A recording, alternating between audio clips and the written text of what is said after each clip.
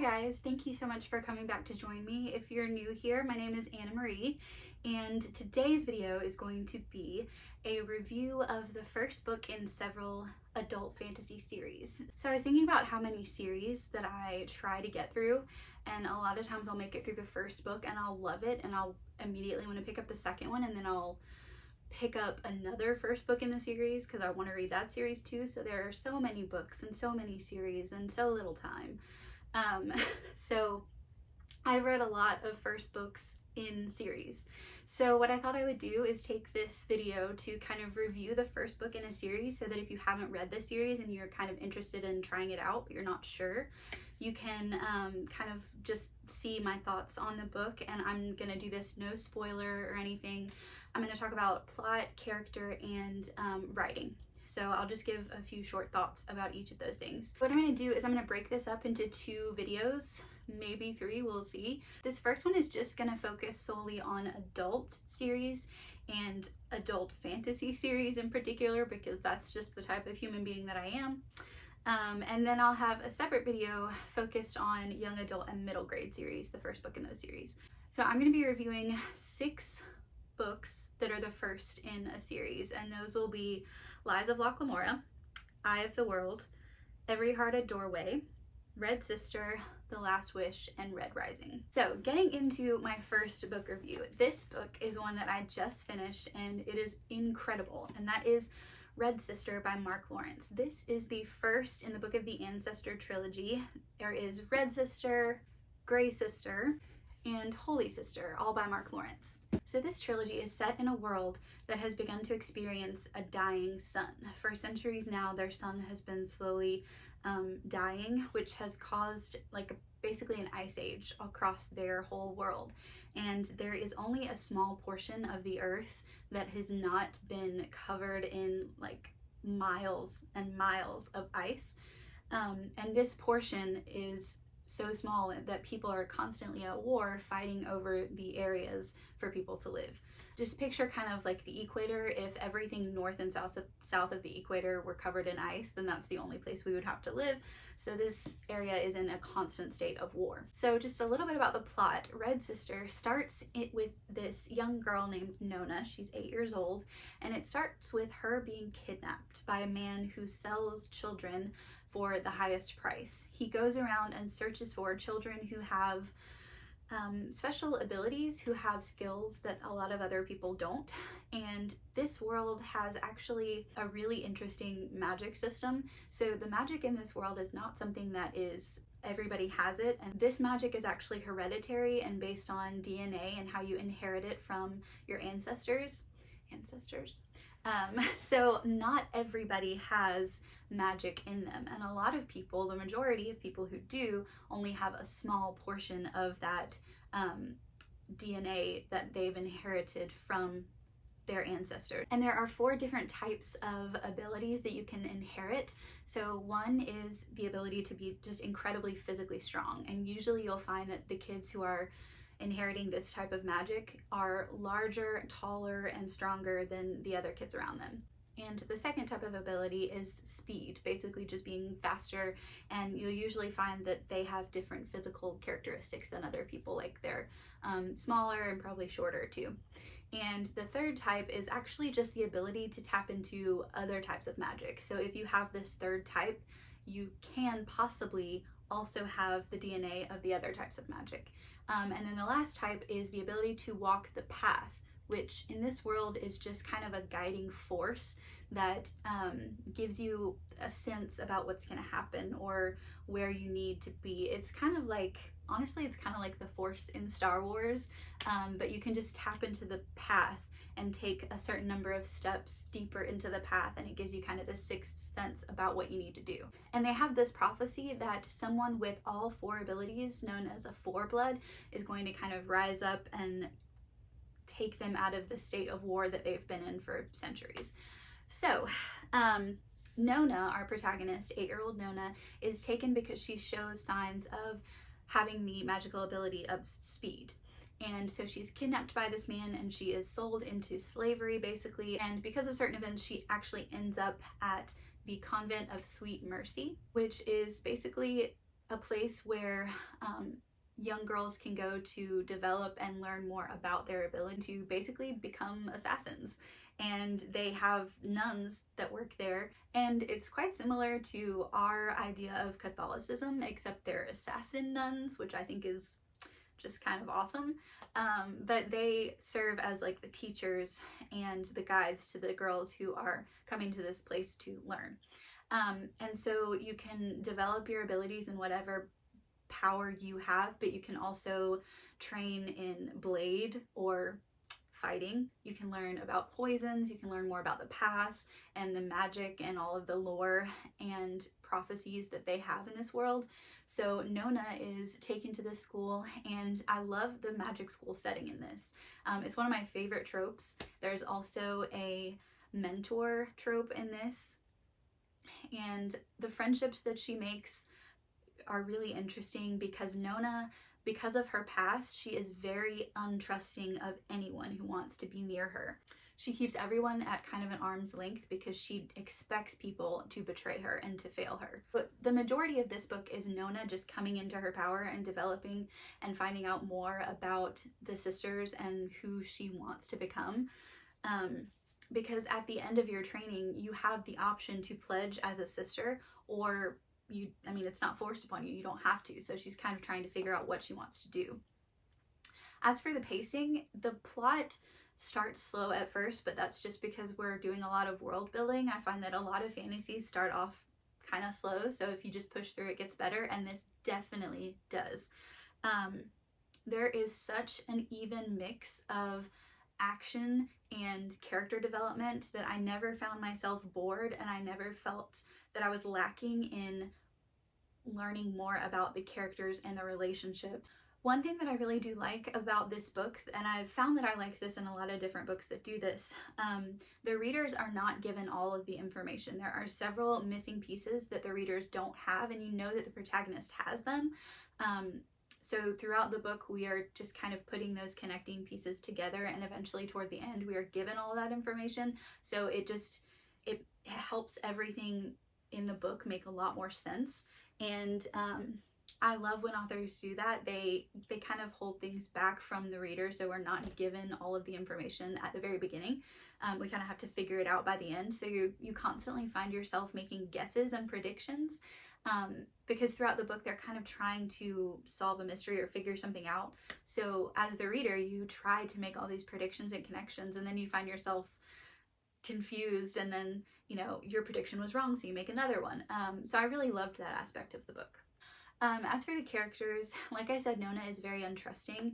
She is very slow to open up to people, and she's always very quick to make negative presumptions about people, but she is always surprised when they prove her wrong.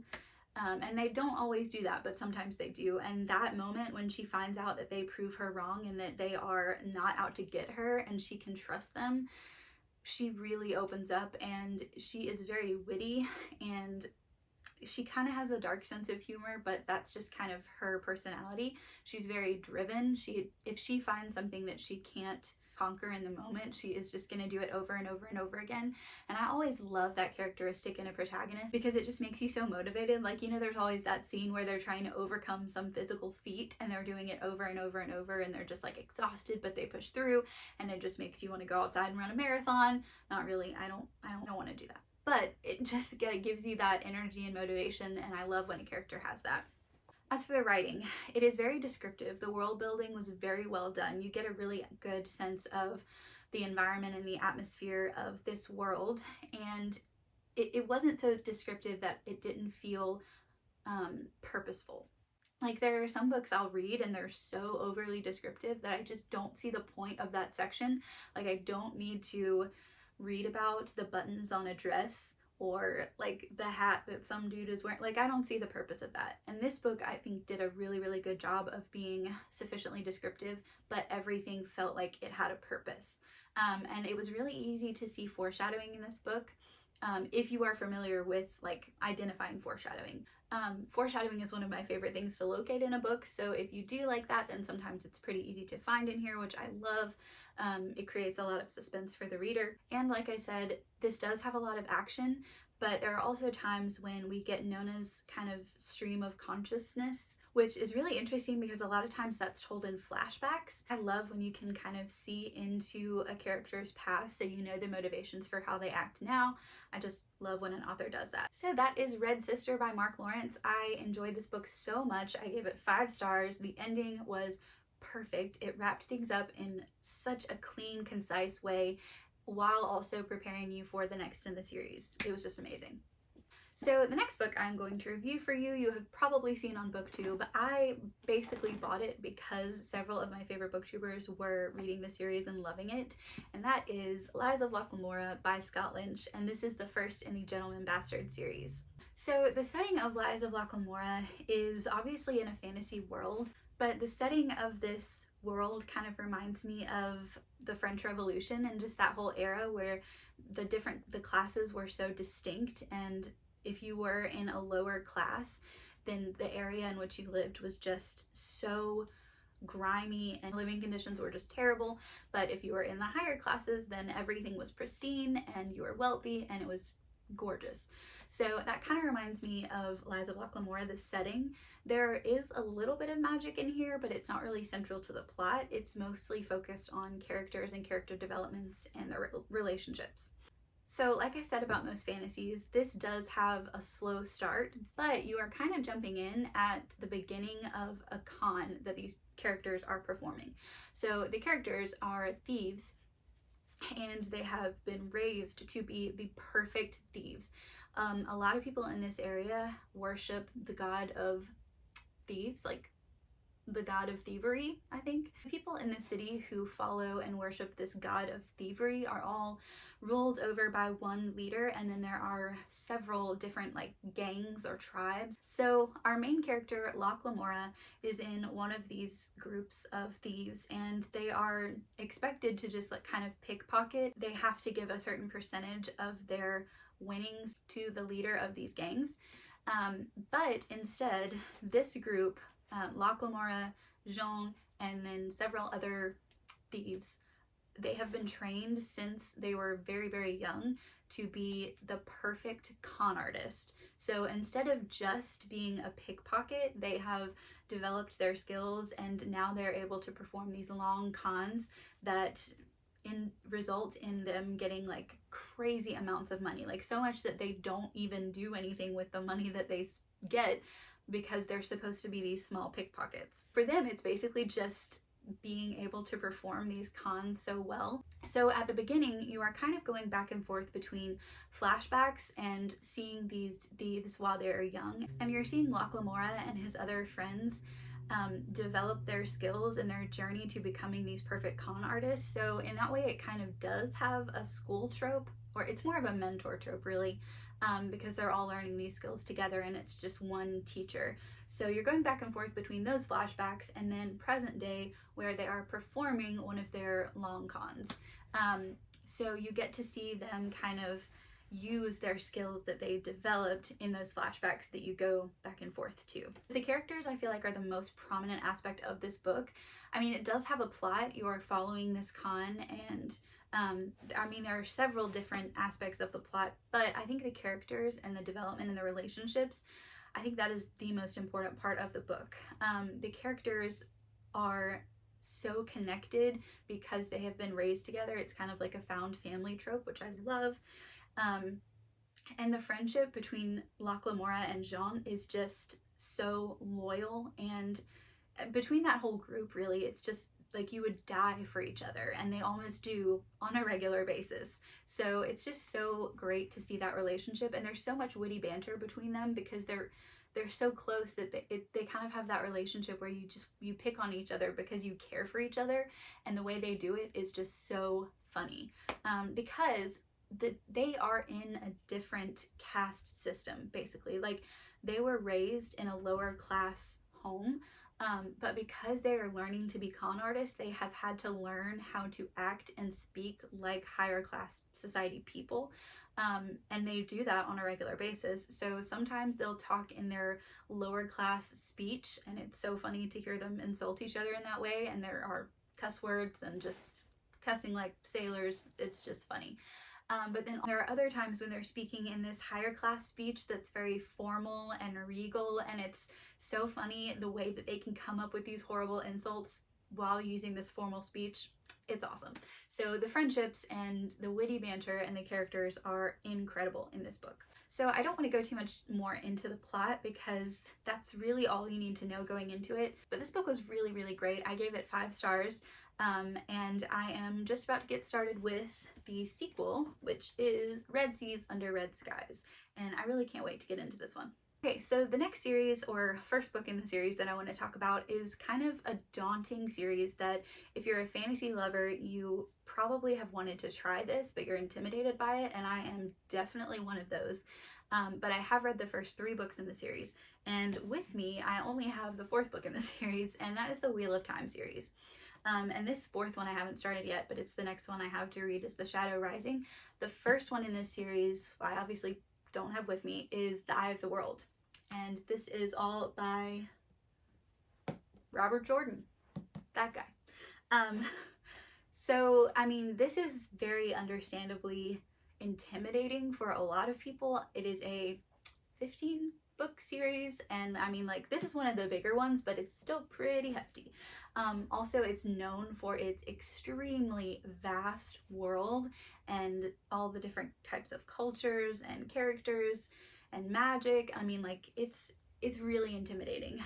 But there are so many great things about this series that I have found so far that just, it makes you want to keep learning and pushing through that, like, info dumping, intimidating parts of the series because you want to keep getting more of the characters and the cultures and all the things that make this series so unique.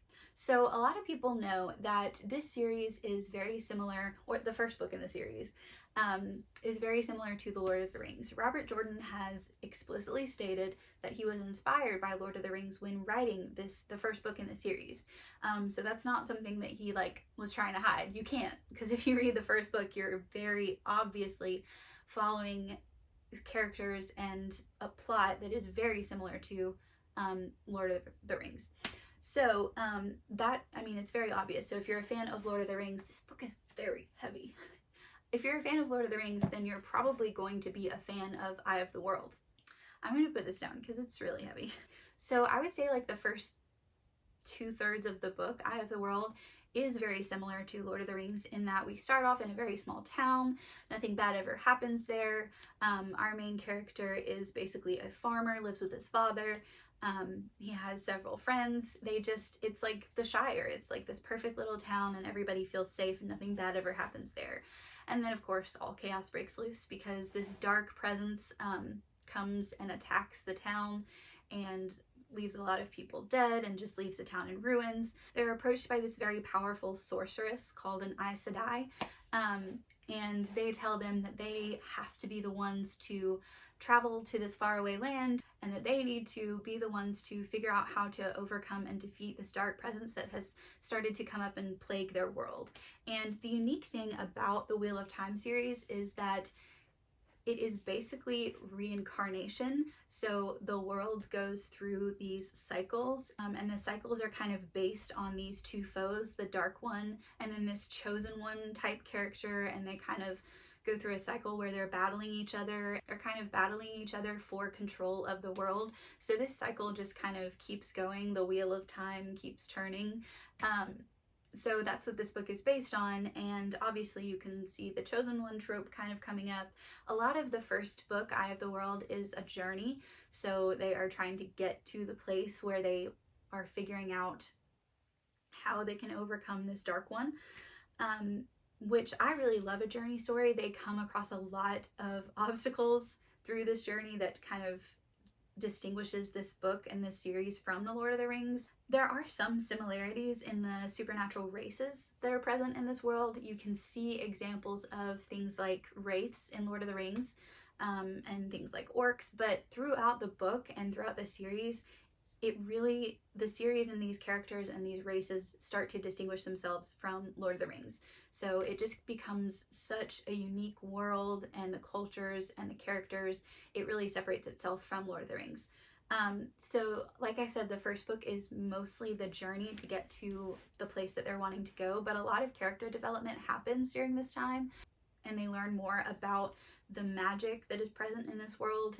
So the magic system is really unique in that it is based off gender. So the one power that is present in this world is divided into power that belongs to the women and power that belongs to the men. So the women in this world who have access to the power can become very, very powerful Aes Sedai, and they are trained and they can control their power. And a lot of this power is based off kind of the elements. It's not a very hard magic system, but these Aes Sedai are kind of feared by this world and by this culture because they're so powerful. And on the other side of that, you have the male half of this one power, and it is very, very rare that a male will develop or be born with this power, and when it does happen, it ends up being something that kind of drives them insane and makes them too powerful, and can be something that kills them eventually. So the Aes Sedai are responsible for finding the men who are born with this power and either taking the power away from them or helping them and control it so that they don't end up going crazy and just like destroying things and killing themselves essentially. So that is the magic that is present in this culture. And the characters that are in this novel, you can clearly see this like band of friends that are going on this journey together, and there are really interesting side characters. Honestly, I'm not gonna lie, I prefer the side characters most of the time to the main character, and I think a lot of people actually feel that way too. They all have very specific and distinct personalities. So like one character, he's very impulsive, he doesn't really think before he acts.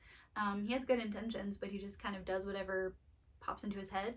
And there's another character who she is very determined and she kind of has tunnel vision, she's very ambitious. So like they're very distinct characters, and it's interesting to see them interact with each other because they kind of butt heads a lot of the time. And the last thing about Wheel of Time that I will talk about is the writing.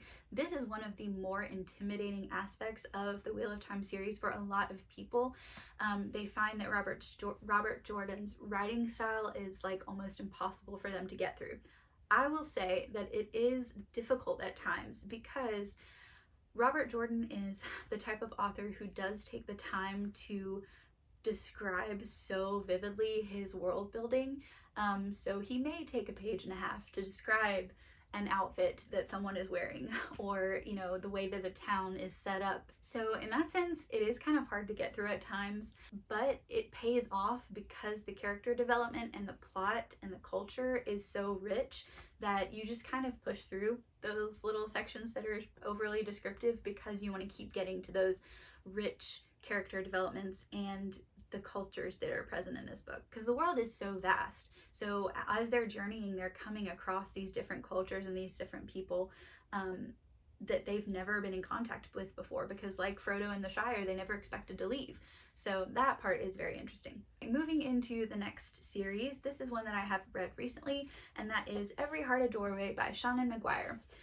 This is the first in the Wayward Children series, I'm pretty sure. And this series is actually based on a school called the School for Wayward Children, or the Home for Wayward Children. And this school is specifically for children who have gone into through a portal into their own world and who have come back and they are not acclimating back into society. They are finding it really difficult to return to normalcy because they have just come back from a different world. So the really unique thing about these portal worlds is that they're different for each child. So if a child stumbles upon a door or a portal into a world, it could be completely different from another child's portal world. And these worlds can be very, very dark and very, very ominous, very dark worlds, or they can be very happy, unicorns, rainbows, butterflies, like very happy worlds. So it's really interesting to see the contrast between some of these children who are coming back from really dark worlds and children who are coming back from really happy and positive and light-filled worlds.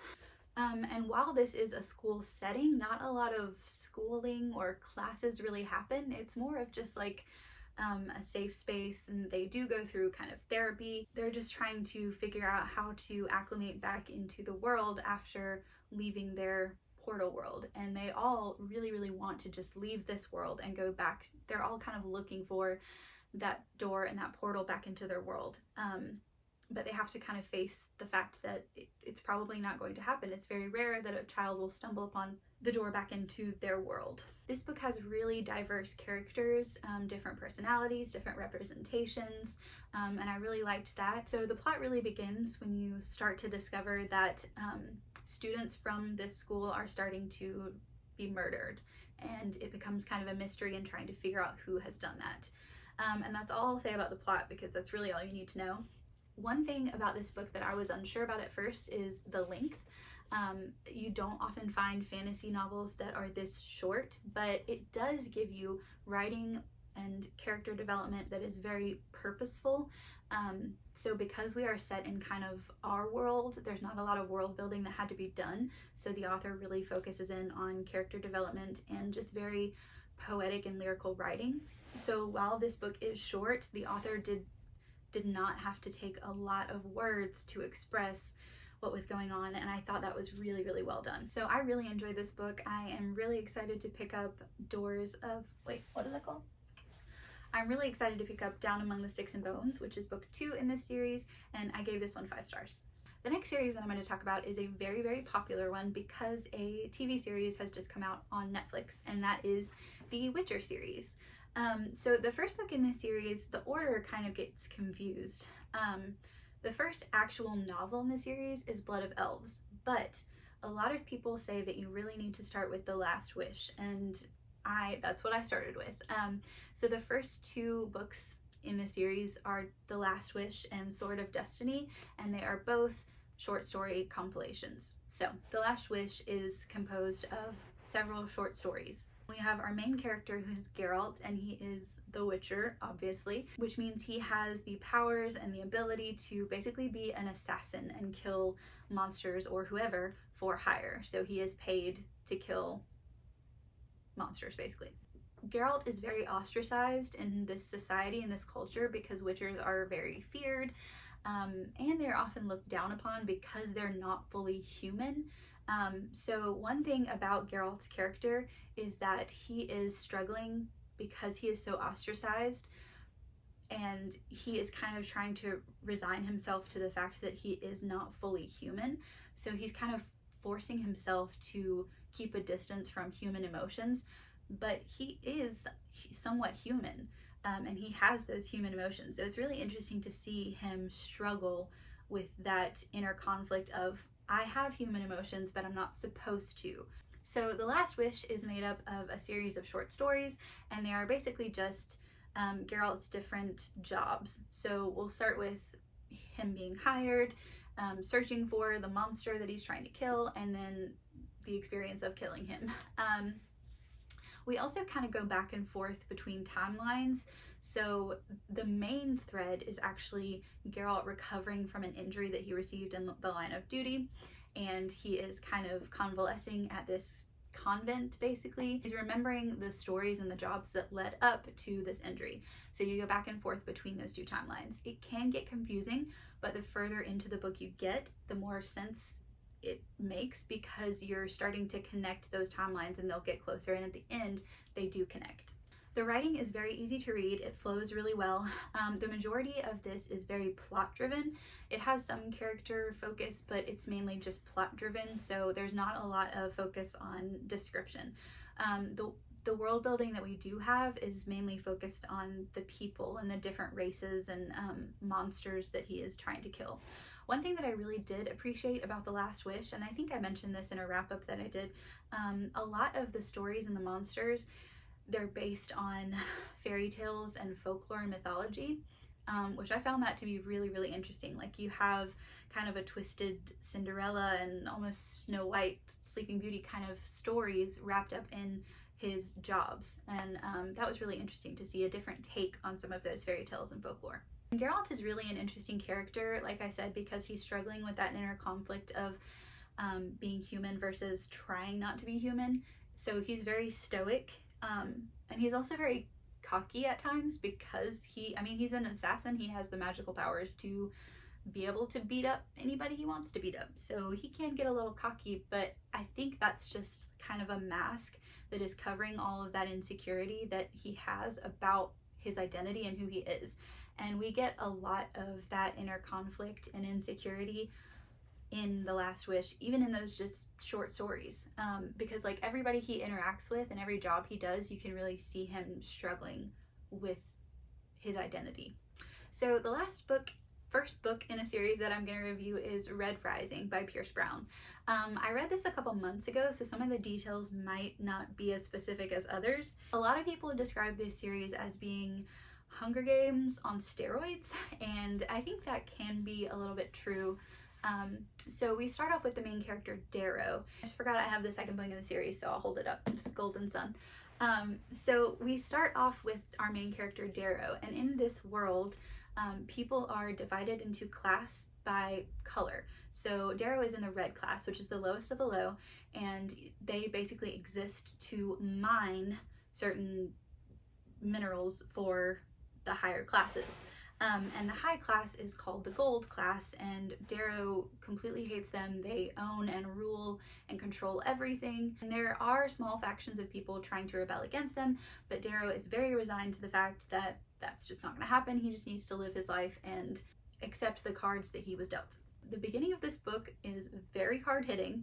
A lot happens in the very first bit of this book, and through certain circumstances, he finds himself in the middle of a plot to kind of rebel against the gold class. So his job is to become a gold and compete to get as far up as he can into the military ranks of the gold class. So in order to do this, he has to compete in a competition that's basically similar to the Hunger Games. It's kind of a capture the flag concept, but a lot more gruesome. They're divided up into teams, and they have to kind of defend their area, or they can move into other areas and kind of conquer those. You find yourself getting attached to some characters, and then you're questioning their loyalty. So that is the majority of the book, this competition. As for the characters, I have a hard time with Darrow, the main character, sometimes. It's so hard to figure him out because I just don't feel like he has much depth. And I know that that could be because he is posing as someone else. So like it's hard to get much depth in a character if he's pretending to be someone else. But I don't know, he felt kind of dry and like dull to me at times. I really wish that this had focused a little bit more on just like the way he thinks, or just focus more on his personality, because I didn't feel like we got a lot of that. It was very action-packed, but I really wanted more character development. The writing was very, very well done. It was very easy to get through, very descriptive. It was lyrical and haunting at times. Like this book had the kind of moments where you just have to stop and reflect over how intense that sentence was, which I love that kind of book. So I enjoyed Red Rising overall. I did give it 4 stars, or maybe it was 3.5. I think it was 4, because the character development just wasn't what I wanted it to be. I'm hoping that the further I get into the series, that changes. I know a lot of people who love this series a lot, so I want to get into Golden Sun very soon. Alright guys, well that's all I've got for you. I hope you enjoyed this little review of the first book in several of the series that I have started. I hope that you have maybe found some series that you are interested in and might want to try. I will be doing a video later on this week on the young adult and middle grade version of this. So I hope you come back for that. Thank you so much for watching, and I'll see you next time.